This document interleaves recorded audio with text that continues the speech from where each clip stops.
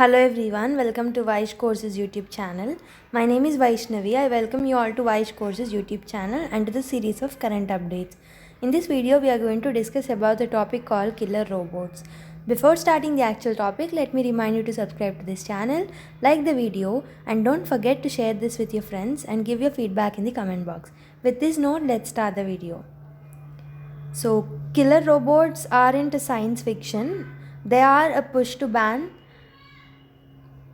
So, experts in Geneva brainstormed on killer robots, drones, guns, and bombs that decide on their own with artificial brain whether to attack and kill, and what should be done, if anything, to regulate or ban them.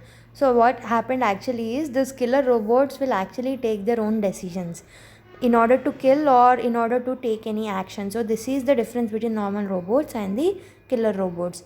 So, the reason for the interest of the killer robots, drones, guns, and bombs, they decide on their own with artificial brains whether to attack and kill, and what should be done, if anything, to regulate or ban them. This is the biggest question that is arising in the minds of the people in order to ban or to regulate them, because they will have the artificial brains, and if the consequences are wrong, so who will take the responsibility? So better to ban or regulate them. So these kind of discussions are going on now. Once the domain of science fiction films like the Terminator series and Robocop, killer robots, more technically known as lethal autonomous weapon systems, have been invented and tested at an accelerated pace with little oversight. Some prototypes have been used in actual conflicts. So, if you see the evolution of these machines, it is considered a potentially seismic event in warfare and akin to the invention of gunpowder and nuclear bombs. So, it is same like gunpowder and nuclear bombs invention. So, if you see the recent discussions about the killer robots, so this year what happened is, for the first time, a majority of 125 nations who belong to an agreement called Convention on Certain Conventional Weapons said actually they wanted to curb on killer robots. But there are some countries who opposed. The countries are like US and Russia, who are actually developing these weapons. The group's conference concluded that only a vague statement about considering possible measure is actually accepted to all the members of this agreement. The campaign to stop killer robots, a disarmament group, said the outcome fell drastically short. So, what is a convention on certain conventional weapons? So, it is known as Inhuman Weapons Convention also. It is a framework of rules that actually ban or resist weapons considered to cause unnecessary, unjustifiable, and indiscriminate suffering, such as incendiary explosives, blinding lasers, and booby traps that don't distinguish between fighters and the civilians. And the convention has no provisions for the killer robots, so they actually wanted to join these killer robots also. What are exactly the killer robots are? Killer robots are widely considered to be weapons that make decisions with little or no human involvement. So, the decision will be taken by the artificial brains of this killer robots. And the rapid improvements in robotics, artificial intelligence, and image recognition are making such armaments possible. The drones the United States has used extensively in Afghanistan, Iraq, and elsewhere are not considered robots, because they are operated remotely by the people who choose targets and decide whether to shoot or not. But if you take the case of the killer robots, the decisions will be taken by the robots itself, and whether to kill or whether to choose a target will be taken by the robots itself. This is only possible because of the robotics, artificial intelligence, and image recognition. So, why are these considered attractive? To war planners, the weapons offer the promise of keeping soldiers out of harm's way and making faster decisions than a human would, by giving some more battlefield responsibilities to autonomous systems like pilotless drones and driverless tanks that independently decide when to strike.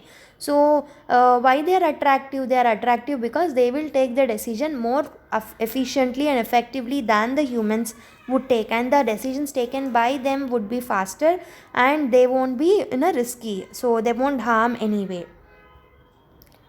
So it's a moral and a legal imperative to ban killer robots. You can see this advertisement.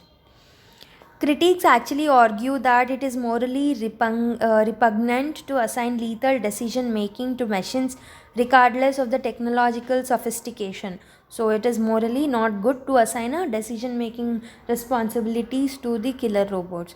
How does a machine differentiate an adult from a child? A fighter with a bazooka from a civilian with a broom? A hostile combatant from a wounded or surrendering soldier? So there will be a differentiation between the decision making between the robotic robots and the humans. So how come, like how far it is correct? Fundamentally, autonomous weapon systems raise ethical concerns for society about substituting the human decisions about life and death with sensor, software, and machine processes. And why was the Geneva conference important? So, this conference was widely considered by disarmament experts to be the best opportunity to so far to devise ways to regulate, if not prohibit, the use of killer robots under the convention. So, under the Geneva Convention, it is prohibited to use the killer robots. That is the reason it is important. It was the culmination of years of discussions by a group of experts who had been asked to identify the challenges and possible approaches in order to reduce the threat from the killer robots. But the experts could not even reach the agreement on the basic questions itself. So, what do opponents of the new treaty say? So, some like Russia insist that any decision on limits must be unanimous in effect, giving opponents a veto. So, veto should be given. This is what Russia is telling. And US is also an opponent. It is arguing that existing international laws are sufficient and the banning autonomous weapons technology would be a premature thing. This is what US telling, because they are developing the technology, they don't want it to be banned.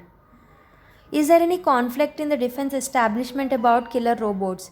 Even as the technology becomes more advanced, there has been reluctance to use autonomous weapons in combat because of fears of mistakes. So the debate over autonomous weapons has spilled into Silicon Valley. If you see in 2018, Google said it would not renew a contract with the Pentagon after thousands of its employees signed a letter protesting the company's work on program using the artificial intelligence in order to interpret images that would be used to choose drone targets. The company also created new ethical guidelines by prohibiting the use of its technology for weapons and surveillance. Where have autonomous weapons been used? There are not many verified battlefield examples, but critics point to a few incidents that show the technology's potential.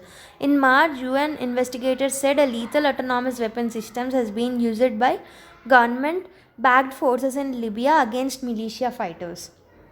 And where have autonomous weapons have been used?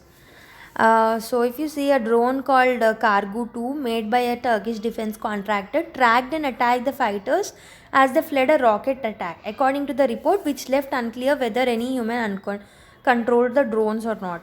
In the 2020 war in Nagorno-Karabakh, Azerbaijan, it is fought between Armenia with attack drones and missiles that loiter in the air until detecting the signal of an assigned target. So what happens now?